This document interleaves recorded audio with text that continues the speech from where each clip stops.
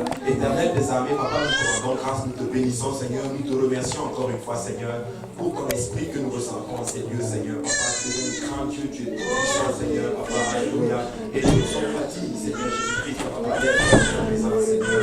Nous voulons juste te dire merci encore pour l'amour que tu as pour nous, Seigneur. Tu étends ta main sur nous, tu étends ta protection sur nous, Seigneur. Papa, alors que c'est le temps de la parole maintenant, nous te demandons, Papa, nous tous ensemble, afin que nous puissions recevoir ce que tu as pour nous, Seigneur Jésus-Christ, alléluia. Nous ne pouvons pas saisir les choses de l'esprit. Elles sont folies pour nous, Seigneur. Nous avons encore besoin de ton onction. Loin des cœurs, Seigneur, Papa, loin des oreilles, Père éternel. Aide-nous à recevoir cela, que cela trouve une place dans les cœurs, qu'elles germent et produisent des fruits, et que ces fruits nous conduisent à la vie éternelle, Papa. Moi spécialement, que je puisse dispenser cela sans crainte ni faveur, Seigneur. Aide-moi à disparaître de que toi seul paraisse, Papa. Et c'est dans le nom de Jésus-Christ que nous prions. Et nous prions tous au nom de Jésus. Au nom de Jésus. Juste avant de nous apprendre, est-ce qu'on peut juste battre les mains?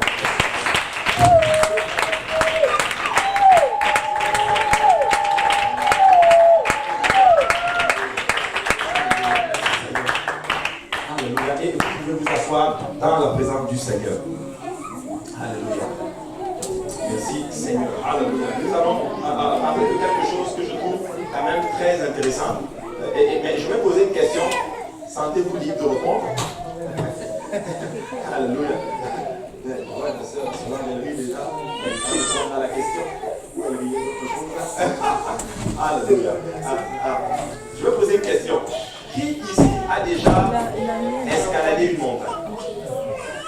Bon, voilà, sœur, Carole, dis pas qui c'est. Ceux qui ont fait la retraite juvéniale, normalement, vous deviez tous lever vos mains. Vous avez tous ça escaladé. C'est peut-être pas une montagne, mais c'était quand même un lieu élevé, n'est-ce pas? Et ça vous a donné quand même des sensations fortes, n'est-ce pas? C'était un sentiment bizarre d'être en haut que de pouvoir tout voir. Alléluia. Est-ce que vous savez qu'il y a des gens qui se spécialisent sur cela? Ils passent des années à s'entraîner pour aller escalader une montagne. Je vous assure, je n'ai jamais compris cela.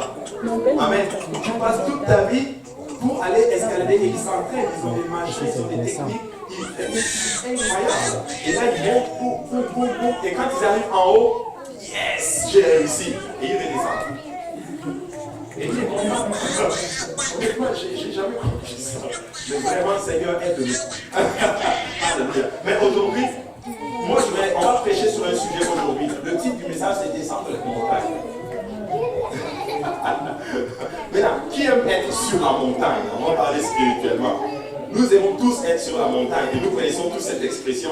Quand tu es spirituellement fort, quand tu jeûnes, on dit que tu montes sur la montagne. Mais c'est bizarre quand même comme enseignement aujourd'hui, c'est descendre la montagne. Waouh! Il y en a qui sont choqués, n'est-ce pas?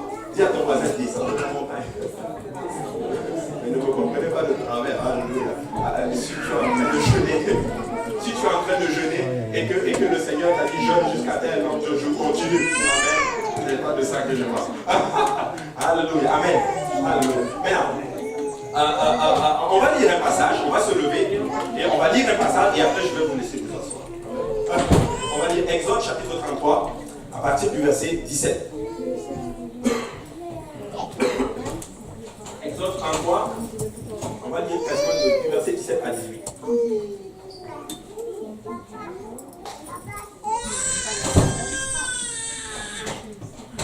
Il est écrit, l'Éternel dit à Moïse, je ferai ce que tu me demandes car tu as trouvé grâce à mes yeux. Et je te connais par ton nom. Au verset 18, Moïse dit, fais-moi voir ta gloire.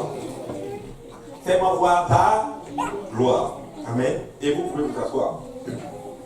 Et vous voyez dans ce passage, en fait, que nous venons de lire, est un passage que nous sommes tous très familiers.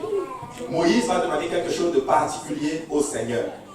Moïse va lui demander littéralement au Seigneur, fais-moi voir ta gloire. Est-ce qu'il y a des gens qui ont déjà fait cette prière? Fais-moi voir ta gloire. Bon, vous n'êtes pas les premiers, mais Moïse l'avait déjà fait. Amen. Moïse l'avait déjà fait. Il demande quelque chose de particulier. Mais ce qui me frappe dans ce passage, c'est que Moïse arrive à une place où il a une relation avec le Seigneur. En fait, il a une relation très privilégiée avec le Seigneur. Moïse est littéralement à une place où il peut demander tout ce qu'il veut à Dieu et Dieu va le lui donner. Mais regardez même le verset 37. dit à Moïse, je ferai tout ce que tu me demandes. Amen. Parce que je te connais par ton nom.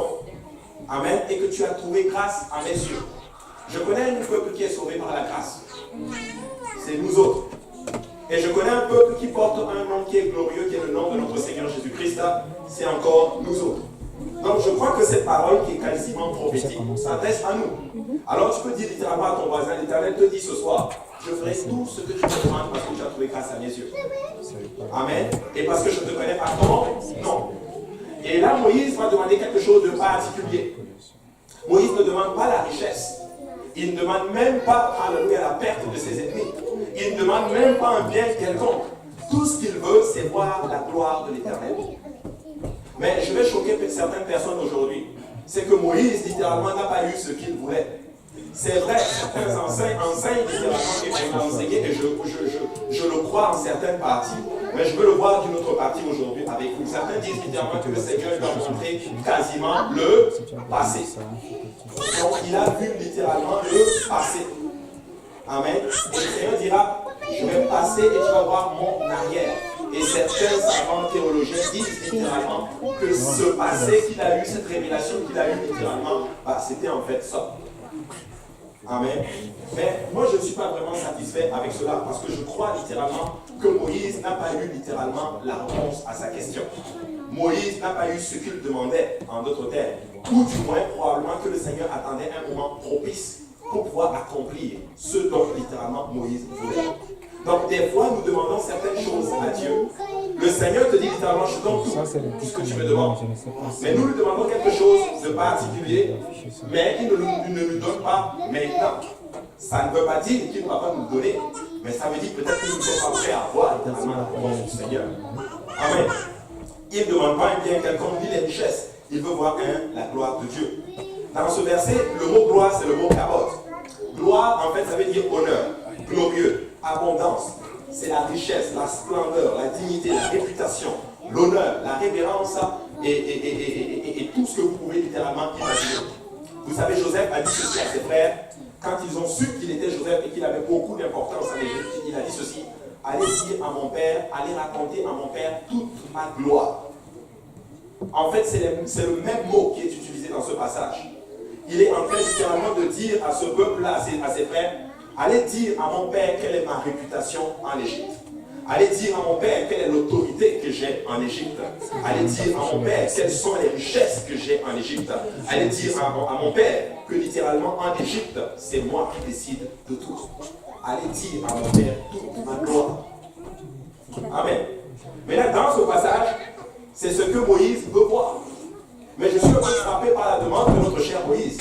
Probablement qu'il n'avait pas assez de révélations sur la gloire, parce que je crois qu'il avait déjà vu la gloire de Dieu. Il a vu l'eau littéralement se fendre devant lui. Le Seigneur a ouvert la mer devant lui. Le Seigneur a donné la main littéralement. Le Seigneur a produit de l'eau à travers un rocher. Il a vu Dieu frapper la plus grande puissance qu'il y avait sur la face de la terre à l'époque, qui est l'Égypte, par exactement 10 plaies. Il a tourné littéralement, il a humilié Pharaon. Il a sorti un peuple, on parle littéralement de 3 millions d'âmes, de personnes littéralement. Je pense qu'il avait vu la gloire de Dieu, mais il voulait voir quelque chose d'autre. Mais je crois que cette prière de Moïse est restée quasiment non répondue de cela pendant à peu près 1500 ans, si on peut le dire ainsi. Tu sais, tu peux demander quelque chose à Dieu, mais ne stresse pas parce que le Seigneur ne te le donne pas maintenant.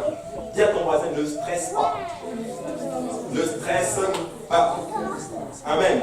Nous devons donc apprendre à demander à Dieu. Et nous devons donc apprendre à attendre de Dieu. Et nous devons donc apprendre à faire confiance au Seigneur lorsque nous nous demandons certaines choses. Moïse, lui, n'a pas eu sa réponse. Tu ne peux pas voir ma face. Ou du moins, le Seigneur lui dira, tu ne peux pas voir ma face, car personne ne peut voir ma face et vivre. Maintenant, dans quelle direction je suis allé en train d'aller ce soir? Dis à ton voisin qu'il va quelque part. Il va quelque part. Maintenant, qu'est-ce que le Seigneur était en train de lui dire? Il était en train de dire, écoute, tu ne peux pas me voir et vivre. En fait, il était en train de dire que si tu me vois, tu vas mourir.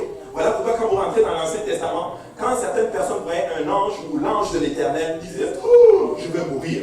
Parce qu'ils avaient justement ce principe, si je vois Dieu, je vais mourir. Amen. Mais lui, il voulait voir le Seigneur. Et ce qui est frappant, et je vais choquer beaucoup d'entre vous, savez-vous que notre cher Moïse n'est jamais rentré dans le Saint des Saints? Il rentrait littéralement, la Bible dit, dans la tente d'assignation. Mais quand tu parles de tente d'assignation, à l'époque, c'était littéralement une tente. Mais nous savons que le tabernacle a été construit bien après. Le tabernacle a été construit lorsqu'il est monté sur la montagne. Pourquoi? Parce que le sacerdoce avait été donné à Moïse, plutôt à Aaron littéralement, et à ses fils. C'est Aaron, c'est-à-dire les souverains sacrificateurs, qui entraient dans le lieu très saint. Donc le souverain sacrificateur, lui, a vu la gloire de Dieu lorsqu'il donnait le sacrifice. Lorsque le sacrifice était accepté, la Bible enseigne que la Shekinah, gloire de Dieu, se manifestait entre les deux chérubins qui étaient sur l'arche de l'Alliance. Mais bizarre que le grand Moïse, qui a sorti littéralement les enfants d'Israël de l'Égypte, le grand Moïse, alléluia, qui a menacé à Pharaon, n'est pas entré dans le Saint des Saints et qui n'a pas vu la gloire de Dieu littéralement. Alors moi je pense que littéralement ce que Aaron et Hur ont, plutôt Aaron a vu, je pense que c'est ce que notre cher Moïse voulait voir.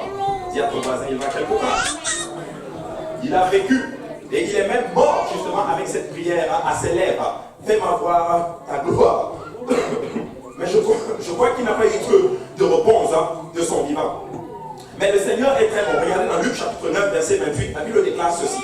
Environ 8 jours après, qui lui dit ces paroles, Jésus prit avec lui Pierre, Jean et Jacques, et il monta sur la montagne pour prier.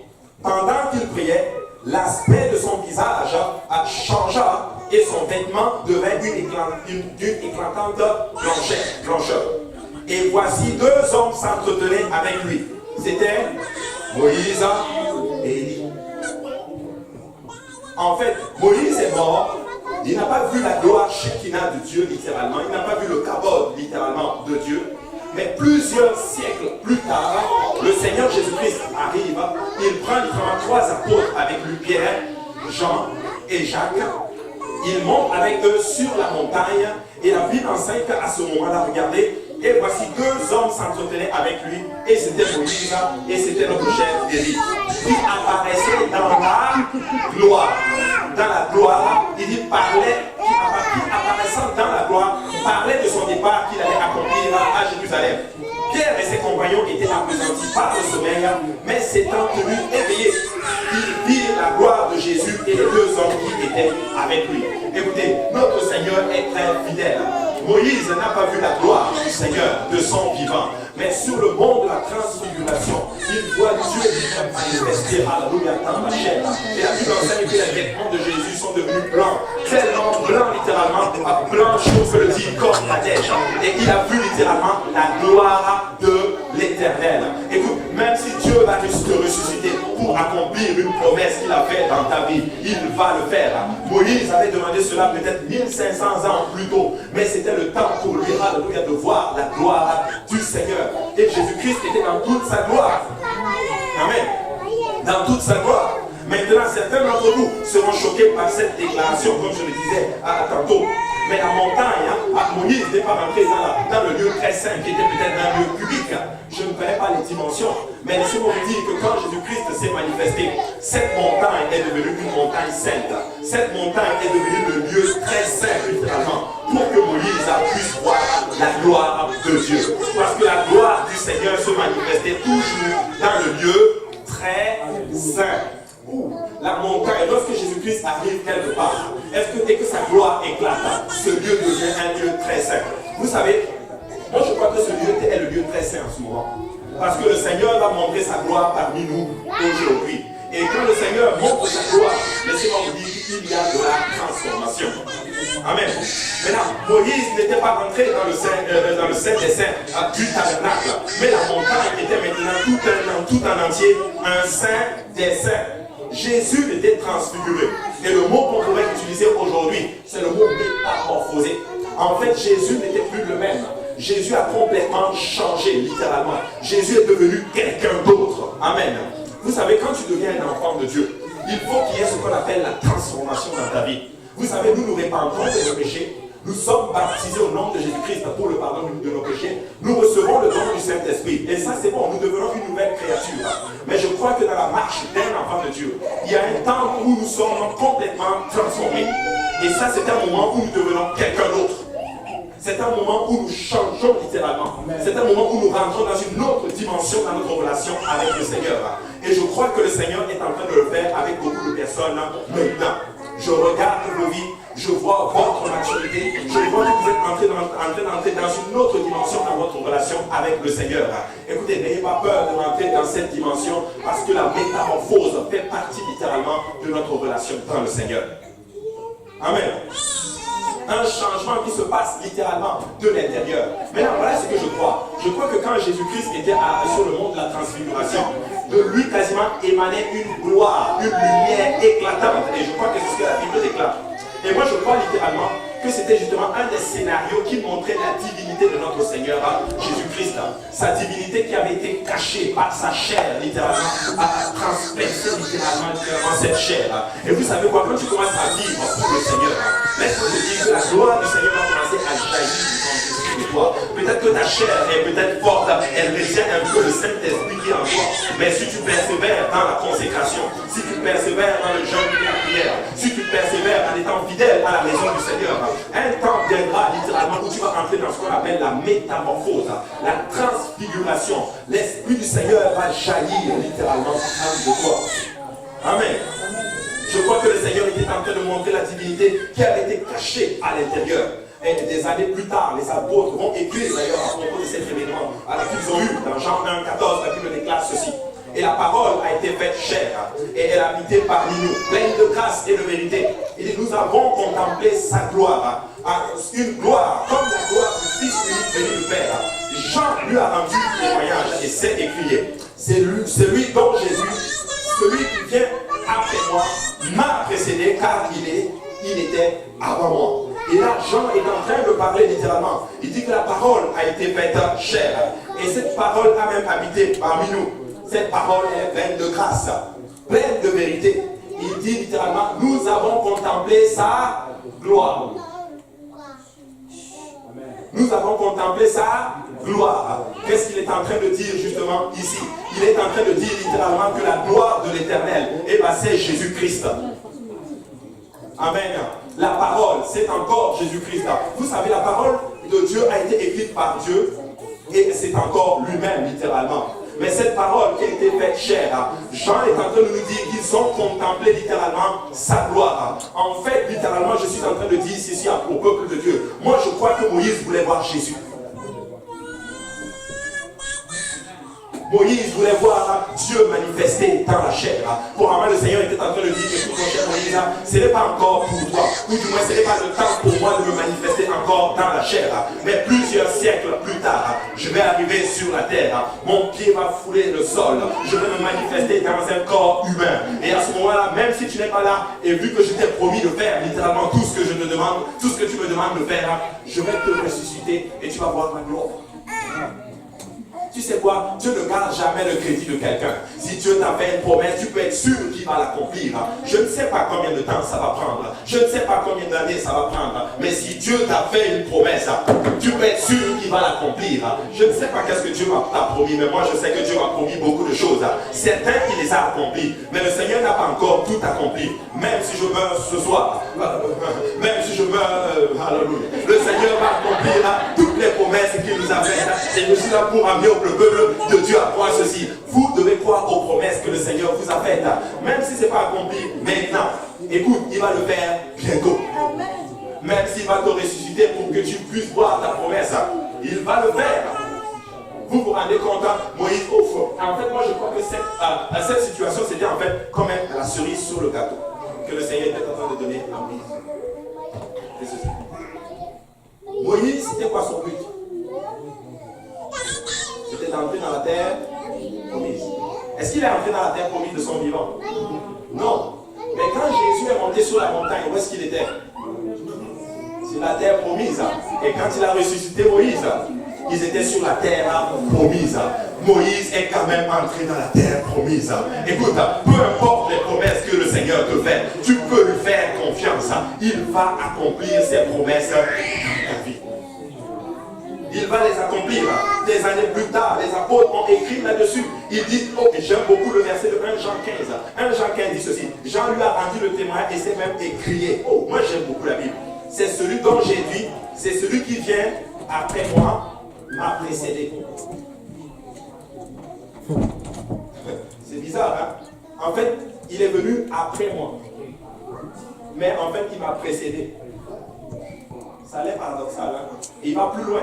Parce qu'il était même avant moi.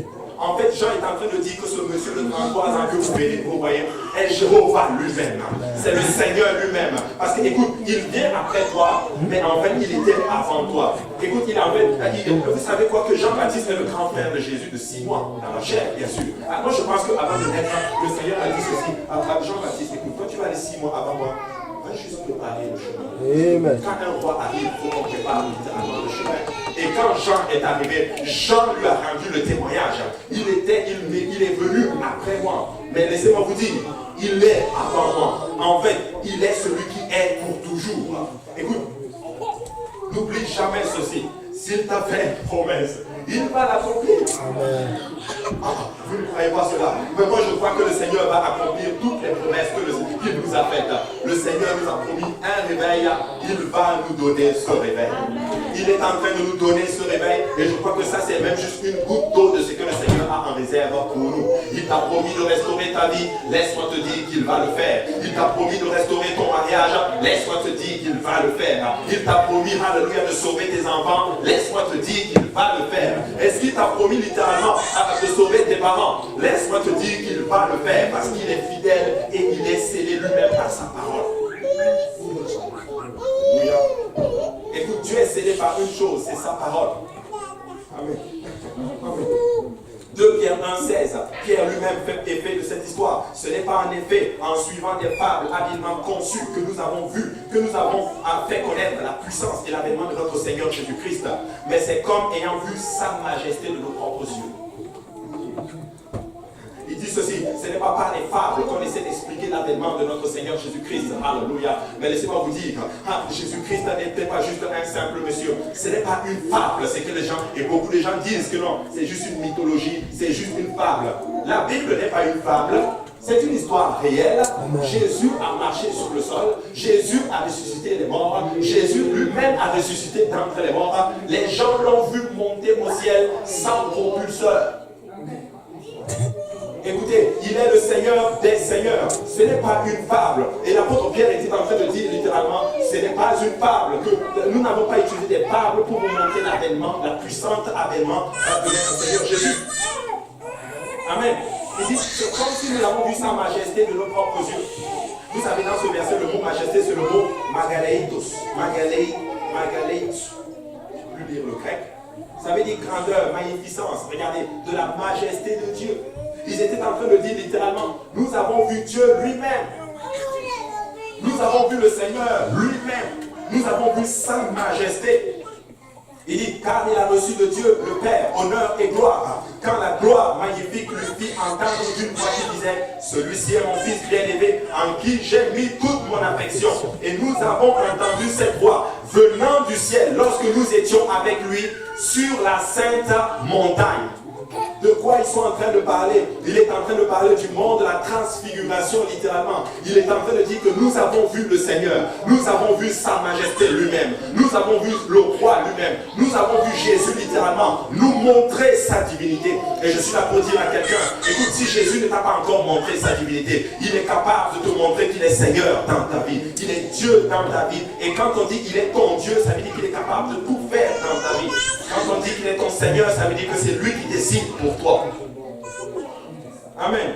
C'est lui qui décide pour toi. Mieux encore, frère, la parole de Dieu promet que nous aussi, nous pouvons être transfigurés par la gloire de Dieu, littéralement à l'intérieur. Vous savez, la gloire de Dieu nous transforme. Écoutez, si vous me dites que vous avez donné votre vie au Seigneur, je dois voir une transformation en vous. Il faut qu'on sache que ma vie aujourd'hui n'est plus la même que la vie que je vais mener demain. Il faut qu'on sache que ce que je suis aujourd'hui, ce n'est pas le même homme qui était hier. Nous marchons de gloire en gloire. Nous marchons de transformation en transformation. Il faut qu'il y ait une transformation en nous. Même Jésus-Christ lui-même, à un moment donné, il a juste fait éclater sa gloire. Écoutez, la divinité a émané de l'intérieur de lui. Le plan du monde est de nous conformer à l'intérieur, à l'extérieur, vers l'intérieur. Le monde veut te détruire de l'intérieur vers l'intérieur. Voilà pourquoi quand vous allez dans le monde, la première chose littéralement qu'ils essaient de tout détruire et de tout gâcher, c'est leur apparence. Je veux vous dire une chose, s'il y a quelque chose qui dérange les gens, c'est leur apparence. S'il y a quelque chose qui coupe les gens, c'est leur apparence. Amen. Pourquoi? Parce qu'on ne voit pas l'intérieur. Regardez 2 Corinthiens 3,16 dit ceci. Mais lorsque les cœurs se convertissent au Seigneur, le voile est ôté. Or, le Seigneur, c'est l'Esprit. Et là où est l'Esprit du Seigneur, là est la liberté.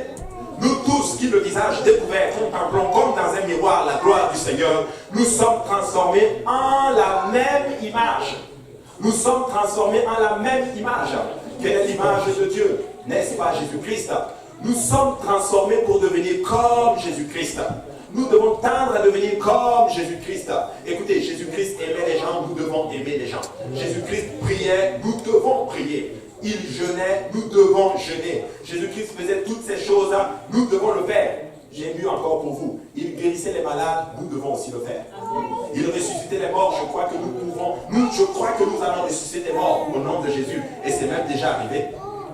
Pas moi personnellement, mais je sais qu'un jour je vais le voir. Amen. Amen. Mais oui, nous allons le voir, parce que les miracles font partie du ministère apostolique. Nous allons le voir. Écoutez, nous sommes en train de devenir comme Christ. Et tout ce que Christ a fait, nous allons faire la même chose. Il l'a dit lui-même. Si vous croyez en moi, vous allez même faire de plus grandes choses. Mais là, je me suis toujours posé des questions. Jésus a ressuscité des morts. Qu'est-ce que tu peux faire de plus grand que ressusciter un mort? Proche. C'est que tu as l'habilité de parler d'évangile à quelqu'un, la personne obéit à l'évangile et tu changes l'éternité de la personne. Tu as la possibilité d'amener quelqu'un au ciel. Ça, c'est plus grand que réveiller un mort. Tu as la possibilité d'appeler. Écoutez, l'évangile sauve. Nous avons la capacité de parler à des gens. Et Dieu va moindre justement ce que nous disons aux gens. Et les gens viennent, ils se répandent de leurs péchés, ils sont baptisés au nom de Jésus. Vous savez quoi, il y a quelque chose que je remarque. Quand quelque chose devient trop routinier, qui se passe tout le temps, on commence à tomber dans la routine. Oh, il y a quelqu'un qui s'est baptisé au nom de Jésus. Oh, alléluia. Écoutez, c'est une âme qui est en train d'aller au ciel. C'est l'éternité d'une âme qui a été changée de l'enfer littéralement et qui est en train d'aller au ciel. C'est quelque chose d'extraordinaire. Alléluia. Écoutez, ça c'est un grand miracle que beaucoup d'entre vous, vous êtes en train de performer. Tu te rends compte, tu influences la destinée d'une personne. N'est-ce pas de grandes choses que vous faites? Alléluia. Est-ce qu'on peut juste battre les mains pour le Seigneur?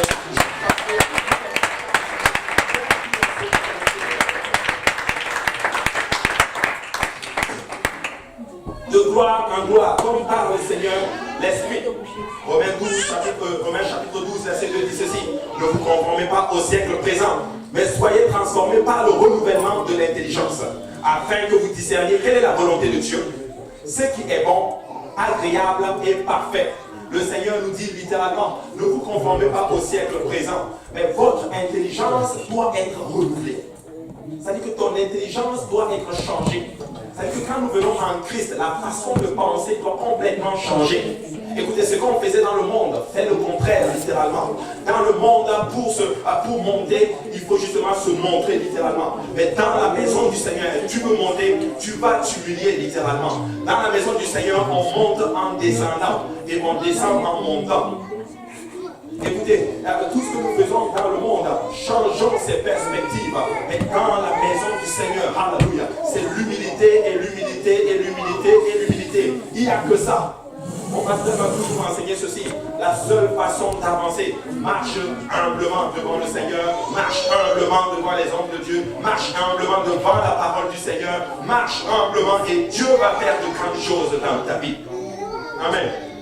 Que notre intelligence change, que notre façon de penser change, que notre façon de faire les choses que nous faisons dans le monde change complètement. La Bible déclare que ainsi, nous allons pouvoir discerner ce qui est bon, ce qui est agréable et ce qui est parfait. Voici les trois choses que le monde recherche. Il cherche ce qui est bon, ce qui est agréable et ce qui est parfait. Mais Jésus te donne, le Seigneur te donne la solution. Change ta façon de penser. Ce que tu faisais dans le monde, ne le fais pas. Fais ce que Dieu te demande de faire. Vous savez, la chair va toujours aller à l'encontre de l'esprit, littéralement. Mais si ta chair te demande autre chose, dis non, moi je veux faire ce que le Seigneur me demande de faire. Tu vas discerner ce qui est bon, ce qui est agréable et ce qui est parfait. Comme je le disais, le monde veut nous conformer littéralement à leur façon. Le monde veut nous transformer de l'extérieur vers l'intérieur. Et le Seigneur, lui, son plan, c'est de nous transformer de l'intérieur vers l'extérieur. N'est-ce pas normal que quand nous venons dans le Seigneur, nous recevons le baptême du Saint-Esprit. Nous sommes sanctifiés à l'intérieur. Mais dans le processus, lorsque nous avançons, cette gloire, cette divinité doit éclater vers notre extérieur, littéralement. Nous devons changer, littéralement. Nous devons devenir quelqu'un d'autre. Alléluia. Écoutez, nous devons atteindre la transformation. Et ça, c'est la chose que j'ai toujours aimé. Même dans tout processus dans le monde, il y a toujours un état de transformation. La personne arrive à un état où la personne n'est plus la même personne. Tu sens qu'il est entré dans une maturité, une compréhension des choses dans lesquelles il est impliqué. Peuple de Dieu, nous devons atteindre la transfiguration. Nous devons atteindre la transformation. Mais dis à ton voisin, il va quelque part. Il va quelque part. Alléluia. La présence de Moïse et de Élie sur le mont de la transfiguration était très significative parce qu'il représentait la loi et les prophètes. Moïse était le garant de la loi. Élie était le garant littéralement comme des prophètes, littéralement, si on peut le dire ainsi. Mais vous vous rendez compte que Jésus se tient avec Élie et avec Moïse. Je ne sais pas si Moïse était à sa gauche ou à sa droite, je ne sais pas. Mais il était avec eux deux. Ils ont commencé à parler. Il était avec la loi et il était avec les prophètes, littéralement. Les disciples ont entendu parler de la mort de Jésus-Christ. Ils l'ont entendu parler bien avant cela, avant même de monter sur la transfiguration, la crucifixion. Précisément le même mot qu'ils utilisaient justement, c'est le même mot qu'on utilisait justement pour le livre d'Exode. Mais regardez ceci, voici le parallèle. Moïse a conduit le peuple d'Israël hors de l'Égypte, mais Élie a conduit le peuple d'Israël hors des faux dieux, notamment Baal et Astarté. Mais Jésus-Christ était en train de conduire le peuple, alléluia, hors du péché. Alléluia. N'est-ce pas qu'il est l'accomplissement de la loi et l'accomplissement des prophètes? Probablement qu'ils étaient en train de discuter, bon, écoutez, vous avez fait un bon travail, vous les avez sortis du travail de l'Égypte. Bon travail, Moïse, tu as très bien fait. En passant, c'était mon, c'est moi Dieu. Tu voulais le voir? Je suis là, tu m'as vu. Élie, bon travail. Je suis très content de toi. Tu as mis le peuple des faux dieux. Mais notre plus grand ennemi, c'est le péché. Maintenant, ne vous en faites pas, ça c'est trop dur pour vous. Moi-même, je vais les faire sortir du péché. Amen. Il était en train d'accomplir littéralement la loi pour nous. Il n'est pas venu abolir la loi, il est venu littéralement pour l'accomplir. Écoutez, Jésus-Christ n'est pas un simple subalterne. Jésus-Christ n'est pas juste une triade d'un Dieu quelconque. Il est Jéhovah lui-même. Il est le Seigneur de gloire. Il est le maître des temps et des circonstances. Jésus-Christ lui seul peut te sortir de ton péché. Jésus-Christ lui seul peut te donner la délivrance. Lui seul peut te guérir d'une maladie physique, émotionnelle et spirituelle. Seul Jésus peut le faire. Tu n'as pas besoin d'aller voir un psychologue. Va voir Jésus. Tu n'as pas besoin d'aller voir, prie avant d'aller voir le médecin. Parce que s'il y a un miracle, il faut que le médecin le confirme. Amen. Alléluia. Et je déclare que tu es guéri au nom de Jésus-Christ. C'est pas moi qui guéris, mais Jésus guérit. Amen. Amen. C'était vraiment très significatif, littéralement. Mais laissez-moi vous dire, malgré ce que Moïse a fait, malgré ce que Élie a fait, grand était ce que notre Seigneur Jésus-Christ a fait. Il nous a libérés du péché. Écoutez, celui qui est en train de vivre pour le Seigneur, et laisse-moi te dire que tu es au-dessus du péché. Si tu décides de vivre pour le Seigneur, rien ne peut t'empêcher de vivre pour Jésus-Christ. Même pas un démon en enfer ne peut t'empêcher de vivre pour l'Éternel des armées. Vous savez, des fois, c'est parce que notre décision n'est pas totalement faite. Mais quand tu décides quelque chose, rien ne peut t'arrêter. Amen. Amen. À cause du calvaire, quand nous obéissons à l'évangile, nous éprouvons un exode, littéralement, une libération de l'esclavage du péché. En raison du calvaire, quand les chrétiens meurent, nous éprouvons aussi un exode, une libération de cette vie terrestre vers une vie éternelle. Écoutez, la vie d'un enfant de Dieu, c'est toujours l'exode. Oui, si je suis dans cette terre, j'ai fait un exode du péché vers, alléluia, une vie où sans péché. Mais même si je meurs, c'est un exode de cette vie terrestre vers le ciel. Alléluia. N'est-ce pas extraordinaire? Nous avons été rachetés, nous avons été mis en liberté. Laissez-moi vous dire quelque chose, certaines choses que le Seigneur a fait pour nous. Premièrement, c'est qu'il nous a libérés du monde. Mais oui, il nous a libérés du monde. Ça veut dire que le monde n'a pas d'impact sur moi. En fait, être libre de quelque chose, ça veut dire que cette chose n'a pas d'impact sur toi. En fait, cette chose ne t'influence pas. Peuple de Dieu, alléluia, je prie que le monde n'entre pas ici. Je prie que le monde ne vous influence pas. Je prie que vos convictions ne s'éteignent pas. Parce que s'il y a une chose que le diable va essayer de faire, c'est qu'il va essayer d'abord de réduire tes convictions. Les choses auxquelles tu croyais avant. Tu ne crois plus de la même façon dont tu croyais. À un moment donné, tu vas commencer à dire que oh, c'est un peu trop exagéré ce qu'ils font. Oh, bah écoute, j'ai un peu trop fait, j'exagérais quand même un peu trop. Oh, je n'ai pas vraiment besoin de faire cela. Tes convictions commencent à baisser. Et dès le moment que tu ouvres les yeux, tu es même déjà hors du Seigneur. Peuple de Dieu, soyons convaincus de ce que nous croyons. Nous croyons au Seigneur Jésus-Christ. La sanctification, c'est notre style de vie. Alléluia. Jésus-Christ est notre Seigneur et le monde n'a pas d'impact sur le peuple de Dieu. Amen. Nous sommes libres du monde. Galates 1:3. Que la grâce et la paix vous soient données de la part de Dieu le Père et de notre Seigneur Jésus-Christ, qui s'est donné lui-même pour nos péchés afin de nous arracher du présent siècle mauvais. La Bible dit que c'est mauvais. Écoutez, la Bible n'a même pas besoin de te donner cette révélation. Comme quoi le monde va mal. Le monde est tombé à l'envers. Juste avant d'arriver ici, on en parlait justement de Halloween. Écoutez, Halloween est devenu quelque chose de grave. Même souvent, certains enfants chrétiens prennent part à ces choses-là. Écoutez, mes enfants ne vont pas à l'école à Halloween. Parce que c'est spirituellement mauvais cette chose-là. Ils polluent littéralement. Écoutez, ils font littéralement la fête des morts. Pourquoi enseigner à un enfant cela? Fêter les morts. Non. Nos enfants doivent fêter la vie. Parce qu'ils sont vivants en Jésus-Christ. Et ils vont vivre éternellement. Peuple de Dieu, soyons sérieux. Écoutez, si vous allez parler aimablement, calmement, même à la maîtresse, oh non, nous on ne fait pas ça. Ils ne vont pas venir à l'école. Ils vont me dire, ok. J'étais au travail la dernière fois, vendredi, et j'ai eu une rencontre avec ma directrice. Et là, on parlait, elle me dit, oh, alléluia, comment ça va? Elle m'a dit, alléluia. Elle dit, oh, comment ça va? Elle dit, comment était Halloween? On ne fait pas ça. Elle dit, ah, ok. Et elle m'a pu rentrer, elle a dit que, j'ai dit, mais écoute, tu sais, je les amène au resto, mes enfants. Je passe du temps, et ils aiment ça, ils aiment ça, je vais tout le temps au resto avec eux. Elle fait, écoute, des traditions et tout. Mais écoute, nous ne fêtons pas Halloween. Amen. Halloween, ce n'est pas pour un enfant de Dieu. Amen. Amen. Selon la volonté de notre Dieu, ce siècle est mauvais, ce siècle est méchant. Ils font n'importe quoi. Peuple de Dieu, radicalisons-nous littéralement aussi dans notre foi pour le Seigneur. N'ayons pas peur. Amen. Deuxième chose, nous sommes libres des religions vides et vaines. Écoutez, ça là, ce n'est pas une religion. Ça, c'est une relation avec le Seigneur.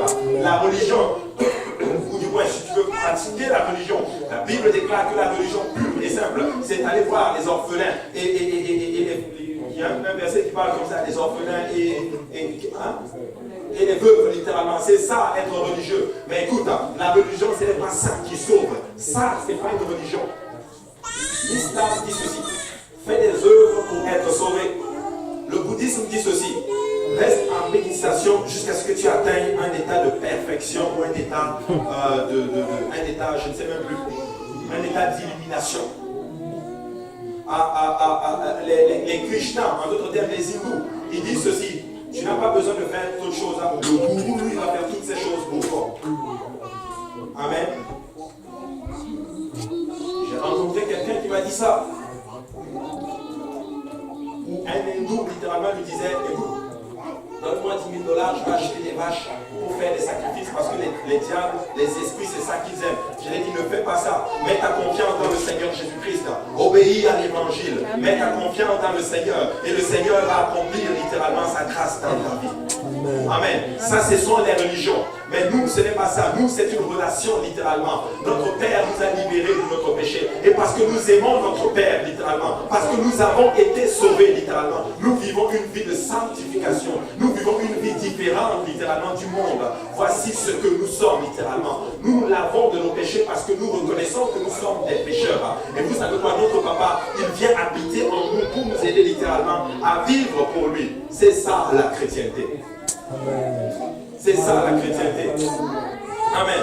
Nous sommes libres des religions vaines et viles. 1 Pierre 1 dit ceci, sachant que ce n'est pas par des choses périssables, par de l'argent ou de l'or que vous avez été rachetés de la vaine manière de vivre, que vous avez hérité de vos pères. Écoutez, nous avons hérité de beaucoup de choses de nos pères, littéralement. On en parlait hier, justement, on en parlait des liens générationnels. Écoutez, je vais vous dire une chose. Peu importe où est-ce que tu es né, il y a comme des liens générationnels qui pendent sur nous. Mais la Bible déclare que si tu es en Christ, les choses anciennes sont passées. Toutes choses sont devenues nouvelles, littéralement. Et donc, quand tu te répands de tes péchés, quand tu es baptisé au nom de Jésus-Christ, il coupe tous les liens générationnels, littéralement. Il te remplit du Saint-Esprit. Et à ce moment-là, tu es puissant, littéralement, pour aller, littéralement, vers ces liens générationnels. Amen. Nous devons donner notre vie à Jésus. Nous devons vivre pour Jésus. C'est la seule manière pour nous, littéralement, d'être saints et saufs. C'est la seule manière. La Bible déclare que le nom de l'Éternel est une tour forte. Vous savez, une tour, c'était une chose, c'était comme un bâtiment où les gens allaient se réfugier lorsqu'il y a un problème. Et la Bible dit par le psalmiste que le nom de l'Éternel est une tour forte et le juste s'y réfugie. Ça veut dire que quand il y a un problème, mon refuge, je ne vais pas chercher un bâtiment. Le nom de l'Éternel est une tour forte. Lorsque tu te lèves et que tu déclares le nom de Jésus-Christ, laisse-moi te dire, il te dit littéralement, quiconque invoquera le nom de l'Éternel sera sauvé.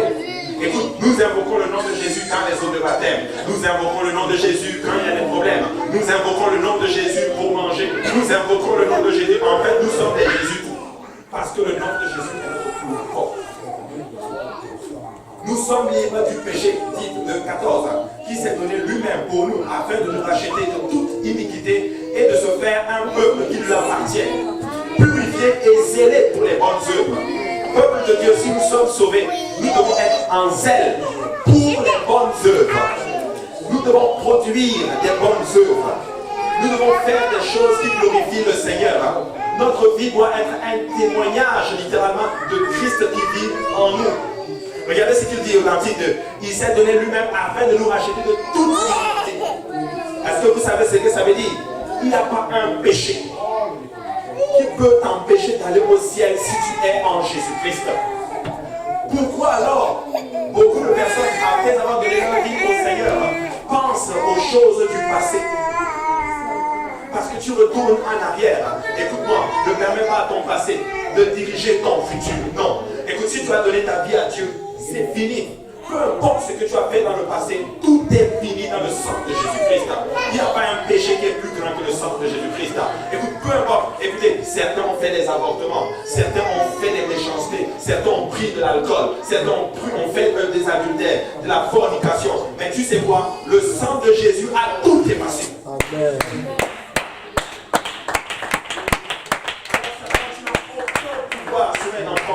Tu ne peux pas venir me dire que j'ai fait telle chose. Oui, je l'ai fait, mais je perds le sang de Jésus-Christ. Amen. Vous êtes rachetés par le sang de Jésus. Alors ne permettez à aucun péché de lever juste sa tête, juste pour te regarder, tape sa tête dans le sang.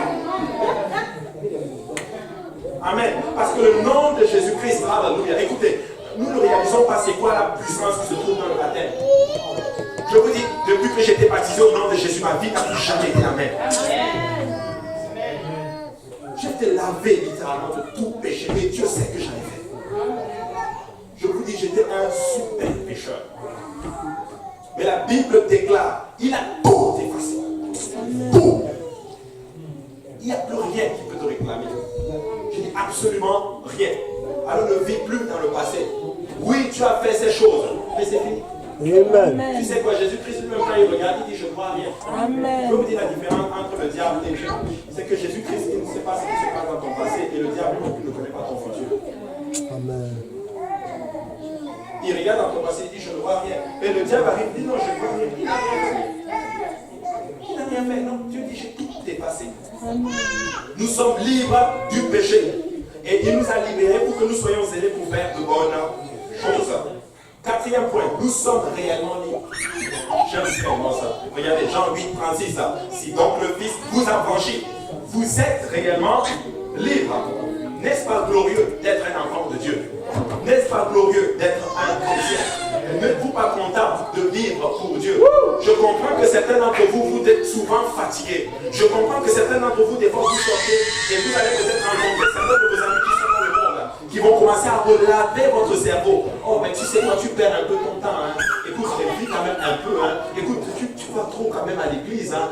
Tu es sûr que ces gens-là ne t'ont pas lavé le cerveau. Écoute, on ne t'a pas lavé le cerveau. Dieu t'a sauvé. N'écoute pas ces personnes. Amen. Amen. Humblement, est-ce qu'il est juste? Est-ce qu'il est juste? Non, je vais continuer à faire cette marche. Amen. Parce qu'un temps viendra où cette terre va détruite. Va être détruite. Et tu sais quoi? Et si la terre est détruite, tu es dans cet état, tu vas périr. Peuple de Dieu, nous sommes à ça de la victoire. Amen. Si tu arrêtes maintenant, écoute ceci. Si tu arrêtes maintenant, tu vas échouer. Tu échoues lorsque tu stops.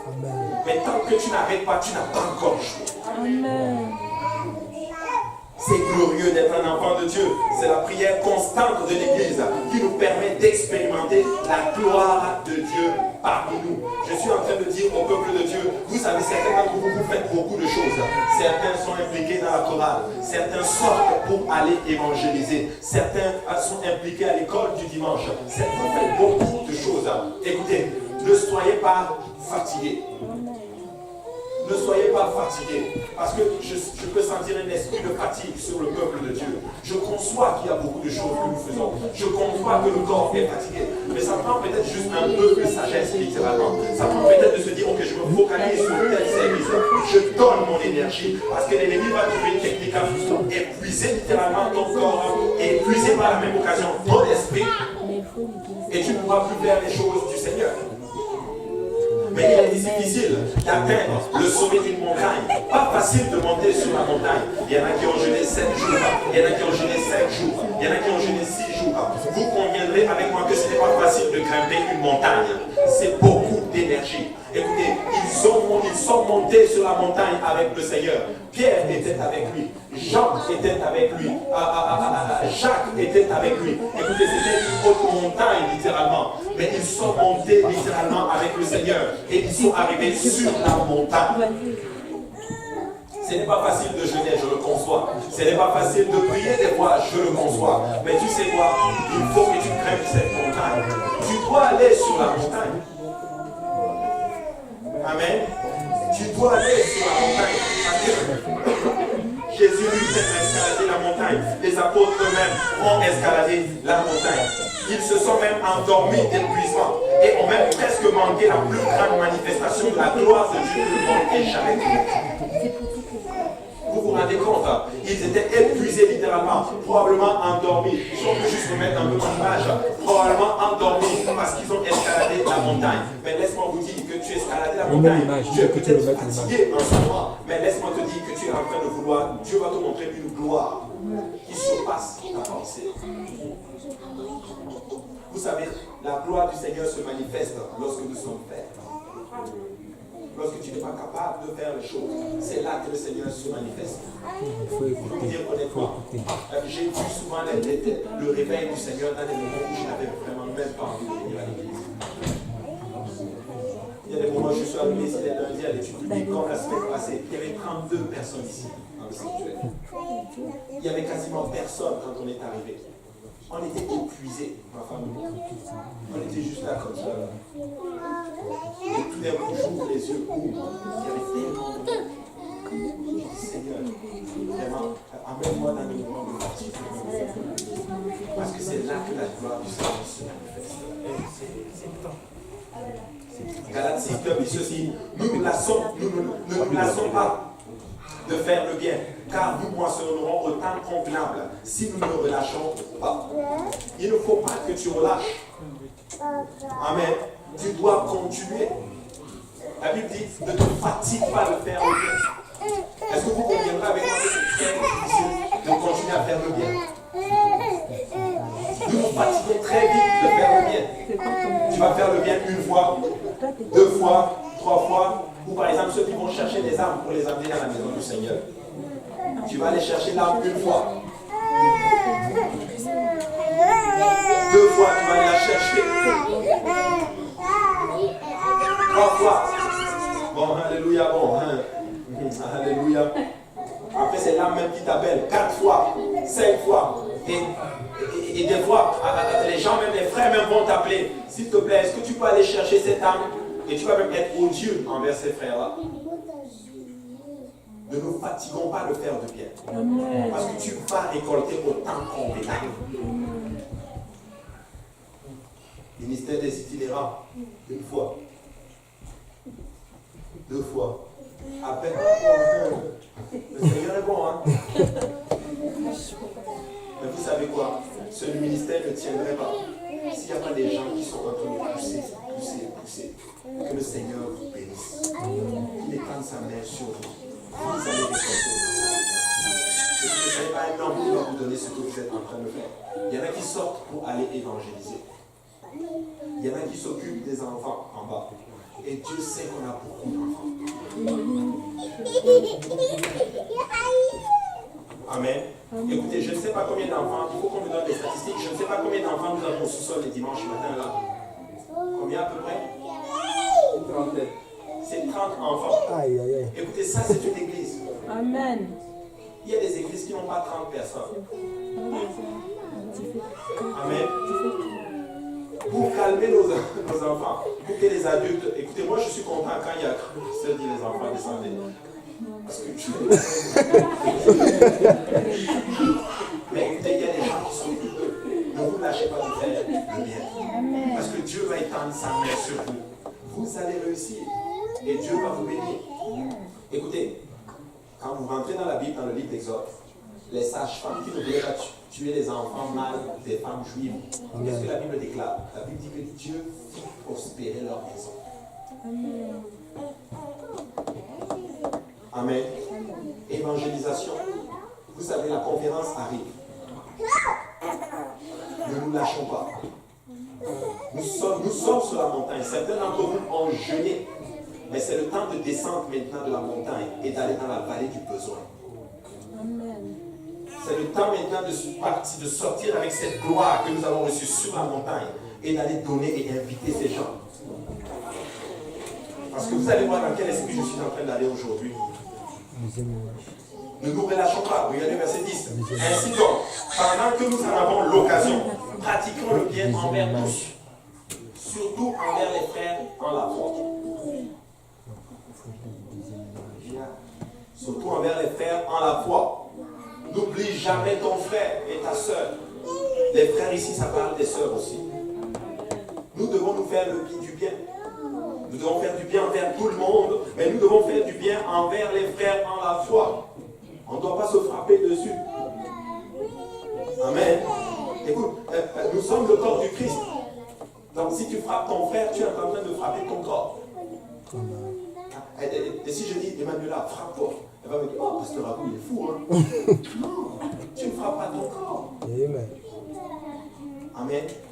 Donc nous allons faire le bien envers les uns les autres. Zacharie 14, 8 dit ceci. En ce jour-là, des eaux vives sortiront de Jérusalem et couleront à moitié vers la mer orientale, moitié vers la mer occidentale.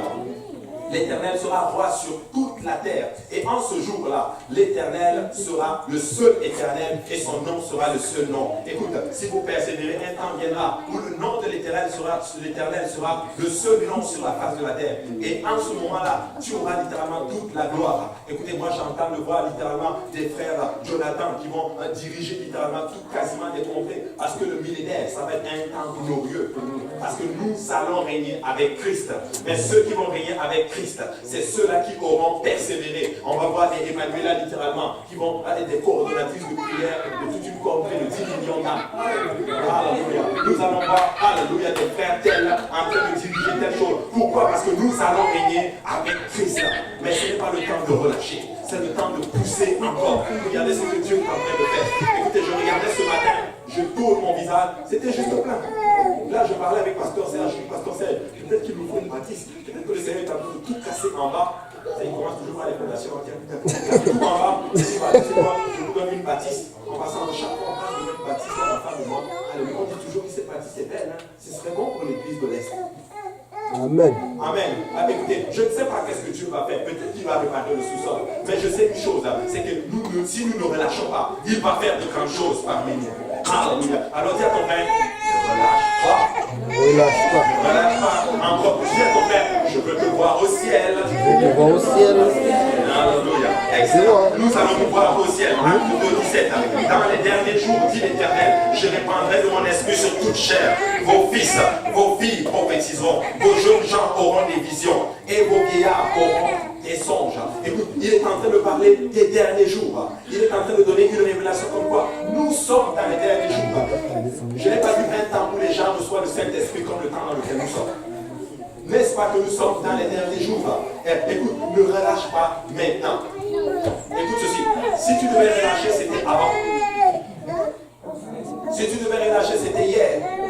Mais écoute, dès que tu es maintenant à aujourd'hui, tu ne dois pas relâcher. Tu dois continuer dans la prière. Je m'attends à ce que nos réunions de prière montent. Je m'attends à voir plus de personnes dans les réunions de prière. Écoutez, ici il y a une réunion que nous devons vraiment mettre l'accent dessus. C'est la réunion de prière. Ce n'est pas normal que quand on fait chilling, il y a 15 000 personnes. Mais quand on dit réunion de prière, il n'y a pas beaucoup de personnes. Écoutez, si nous ne prions pas, on ne peut pas voir le réveil que nous sommes en train de voir aujourd'hui. Écoutez, les gens viennent par eux-mêmes. Écoutez, il y a juste 8 mois en arrière, je connaissais quasiment tout le monde dans le sanctuaire, même le matin.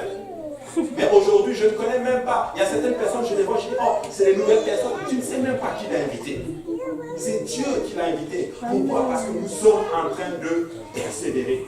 Écoutez, persévérons, frappons la brèche, frappons la brèche. Nous sommes en train de voir un peu la lumière du trésor qui est en train d'arriver. Mais nous devons casser le mur de l'enfer, aller prendre ces âmes-là et les amener et les s'établir dans la maison du Seigneur. Amen.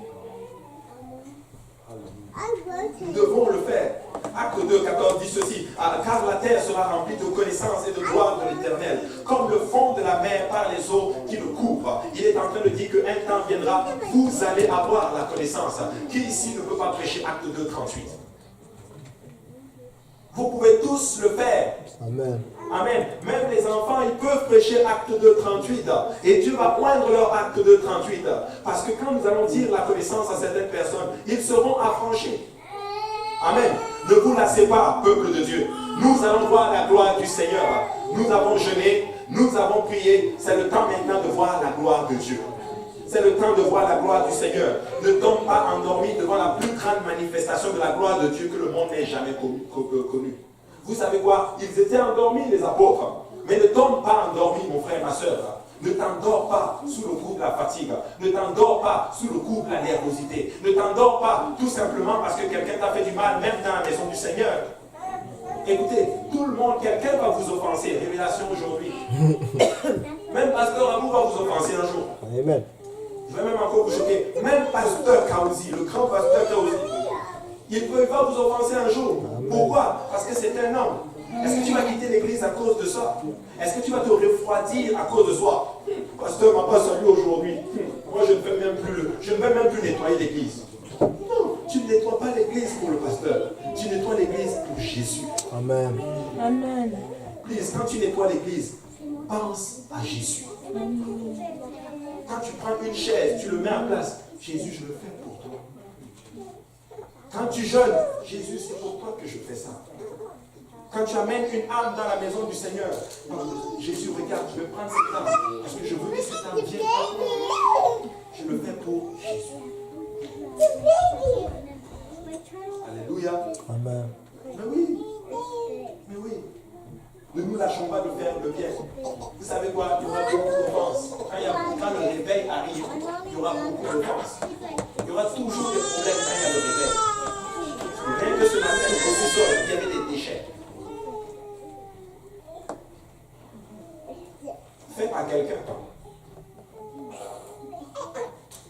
c'est ça les aléas. On va juste nettoyer. On va juste prier que ça n'arrive pas. Et puis on va enseigner peut-être que ça peut arriver. Mais c'est ça le réveil. Mais si c'est toi qui l'as nettoyé, mais ça, qui a sali mon travail, écoute, ça ne va jamais marcher comme ça. Ne vous lâchez pas de faire le bien. Ne vous lâchez pas de faire le bien. Dis à ton voisin, ne te lasse pas de faire le bien. Ne tombe pas endormi. Luc 9, 32, on a bientôt fini. Luc 9, 32 dit ceci. Et Pierre et ses compagnons étaient appesantis par le sommeil, mais s'étant tenus éveillés, ils virent la gloire de Jésus. Ils étaient fatigués. Ils avaient sommeil. Mais ils se sont dit, sommeil, tu ne vas pas voir de l'effet sur nous. Et la Bible déclare qu'ils ont vu la gloire de Jésus. En fait, la Bible a une façon d'expliquer. En fait, ils ont vu la gloire de Dieu. En fait, ils ont vu ce que Moïse a demandé. Moïse a demandé quelque chose, 1500 ans plus tard, Dieu a dit non, toi tu vas attendre. Et eux, ils arrivent, ils n'ont même pas demandé cela. Et ils ont vu la gloire. Écoutez, il y a certaines choses que vous n'avez même pas demandé à Dieu. Et Dieu l'a performé dans vos vies.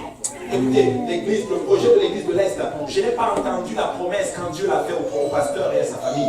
Mais vous savez quoi, je bénis beaucoup Dieu. Parce que je suis en train de voir une promesse que je n'ai même pas entendue. Mais je suis en train de prendre part à quelque chose que Dieu est en train d'accomplir aujourd'hui. Écoutez, vous n'êtes pas content de prendre part à ce projet-là. Plusieurs années plus tard, est venu à Anjou. Écoutez, un pasteur a parlé sur sa Bible, était prié. Il avait prié pour qu'il y ait un peuple au nom de Jésus-Christ à Anjou. Amen. Écoutez, le bishop Graham, il n'est même pas là pour voir cela. Mais nous sommes là des fois. Et des fois, tellement offensés, tu penses à autre chose. Écoutez, nous sommes en train de voir la gloire de Dieu parmi nous. Nous sommes en train de voir la gloire de l'Éternel parmi nous. Certains d'entre vous, vous n'avez même pas prié pour cela. Amen. Vous n'avez même pas prié pour cela, mais vous êtes en train de voir. Mais écoutez, Moïse a prié pour cela, Bishop Graham a prié pour cela, mais ce n'est pas eux qui sont en train de voir cela, mais c'est nous qui sommes en train de voir cela. Écoutez, nous devons prendre cela avec beaucoup de gloire et beaucoup de privilèges. Moi, je rends grâce à Dieu, alléluia, de prendre part à ce ministère. Béni soit l'Éternel des armées pour ce que nous sommes en train de voir. Regardez, au moment où il vit la gloire de Jésus, les deux hommes qui étaient avec lui, au moment où ces hommes se séparaient de Jésus, maintenant voici mon point. Pierre dit, toujours Pierre, il était très audacieux ce Pierre. Moi j'aime bien les pierres, alléluia, mais je suis content de voir les pierres. Il dit, mais Seigneur, j'aime Pierre, je vous assure, il est spécial. Maître, il est bon que nous soyons ici. Pierre dit, tu sais quoi, Seigneur, waouh, et si on restait ici, à ce moment-ci, Pierre ne pensait même plus aux autres. Pierre ne pensait même pas aux 9 autres qui sont restés. Amen. Moi je pensais qu'il allait être pressé d'aller dire aux autres, oh les gars, non, si vous saviez, non, nous étions avec le maître. Non, le maître nous a montré encore une autre dimension. Et il a réveillé les morts. Il a guéri les malades. Mais ce qu'on a vu là-bas, vous n'avez jamais vu ça. Non, maître, est-ce qu'on peut rester ici? En fait, ils ont voulu approprier la gloire juste pour eux. Regardez ce que la Bible dit. La Bible dit ceci, dressons 3 tentes. Une pour toi, une pour Moïse et une pour Élie. Vraiment Pierre, mais vous faites comment alors? Jean, il fait tout. Non, juste pour vous mettre. Juste pour vous. Et nous on se débrouille quoi. Toi, montre-nous juste ta puissance et tout. Mais c'était juste ça. Mais regardez ce que la Bible dit. Il ne savait même pas ce qu'il disait. Vous savez quoi? Ce serait honteux de notre part et égoïste si nous gardons cette gloire juste pour nous. Écoute, si tu as jeûné plusieurs jours, sors et va prêcher la parole du Seigneur aux gens qui sont dehors. Ne garde pas cette gloire juste pour toi. Descends de la montagne et va dans la vallée du besoin. Ne garde pas ça juste pour toi. Écoutez, nous ne pourrons pas garder ce que nous avons entre ces 4 murs. N'est-ce pas que l'Éternel se manifeste ici? Quelqu'un doit juste sortir et dire à quelqu'un, je vais te parler de l'Éternel des armées. Je descends de la montagne vers la vallée et je vais parler à quelqu'un. Alléluia. Je suis là pour te parler de Jésus. Je suis là pour te parler de Jésus. Sors juste et vois la gloire du Seigneur agir maintenant. Écoutez, ils ont voulu garder cette gloire pour eux sur la montagne. Maître, restons en haut. Mais et les 12 autres, on fait comment? Ok. Et les milliards de personnes qui s'en viennent, on fait comment? C'est-à-dire que, qu'est-ce que je raconte? N'est-ce pas ce que la Bible déclare? Ils ne savaient même pas ce qu'il était en train de dire. Révélation ce soir. La gloire n'est pas pour toi. La gloire, c'est pour descendre dans la vallée. C'est pour descendre dans la vallée. Peuple de Dieu, il y a des hommes de Dieu excessivement et des femmes de Dieu excessivement puissants dans ces lieux. Je n'ai jamais vu des gens aussi puissants que vous, je vous assure. Il y a des grands hommes de Dieu qui viennent prêcher ici, mais je vous assure honnêtement, je n'ai pas vu des gens aussi puissants que vous. Je vois des sœurs très jeunes. Vous sortez, vous allez évangéliser des gens. Et une semaine plus tard, la personne vient toute seule. Je pense que ça c'est quoi? Ça c'est de la puissance. Mais oui, moi j'ai fait ça, ils ne viennent pas. Mais c'est extraordinaire. Certains vont sortir, aller prêcher, et la personne va les suivre. Venir se faire baptiser au nom de Jésus. Je n'ai jamais compris ça. La gloire n'est pas pour toi. La gloire, c'est pour descendre dans la vallée du besoin. Il y a un besoin. Descendons. 7 jours de jeûne. Écoutez, si nous sortons massivement cette semaine, moi je suis convaincu que Dieu va montrer sa gloire. Plus une main de prière. Sanctification. Dieu va faire le marché. Il ne faut pas garder tout. Ne gardons pas pour nous. Il faut sortir. Il faut sortir. La gloire n'est pas pour toi. La gloire n'est pas pour toi. Luc 9,37. Le lendemain, lorsqu'ils furent descendus de la montagne, une grande foule vint au-devant d'eux. Vous vous rendez compte? Ils étaient sur la montagne. Mais quand ils sont descendus, le lendemain seulement, une grande foule est venue devant eux. Alléluia. Écoutez, peuple de Dieu, il est temps pour nous de descendre de la montagne. Il est temps pour nous d'aller dans la vallée du besoin. Parce qu'il y a un besoin. L'expérience de la montagne n'est pas destinée à être permanente. C'est toujours la volonté de Dieu que nous passons de la montagne de la gloire à la vallée du besoin. Marc 9, 21 dit ceci. Jésus demanda au Père, combien y a-t-il de temps que cela lui est arrivé? C'est un père qui est venu avec son fils.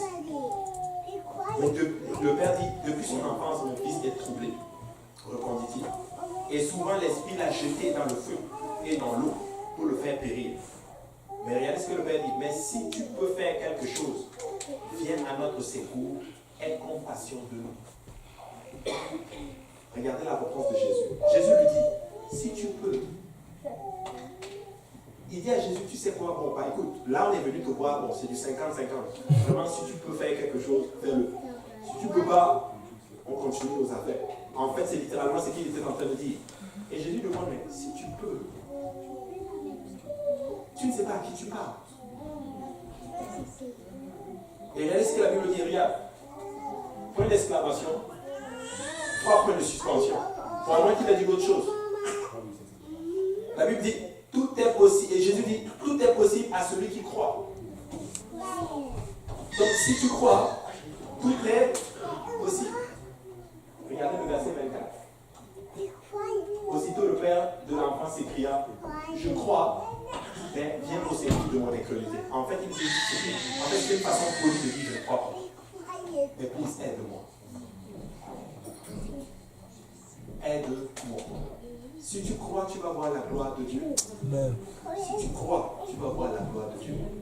Des fois, nous croyons que nous croyons. Et en fait, nous ne croyons pas vraiment. Parce que quand tu crois, tes œuvres vont en conséquence. Je crois que Dieu va faire de grandes choses. Je ne connais pas vos besoins, mes frères et sœurs. Mais je crois à un grand Dieu. Le Dieu en qui nous croyons est plus grand que tous nos problèmes réunis. Tout. Il n'y a pas un problème qui dépasse le Seigneur. Il est capable de tout faire. Il s'appelle El Shaddai. Ça veut dire le Dieu tout puissant. Ça veut dire qu'il peut tout faire. Il n'y a pas rien, il n'y a pas une chose qui le dépasse. Mais Dieu va le faire. Mais tu sais quoi?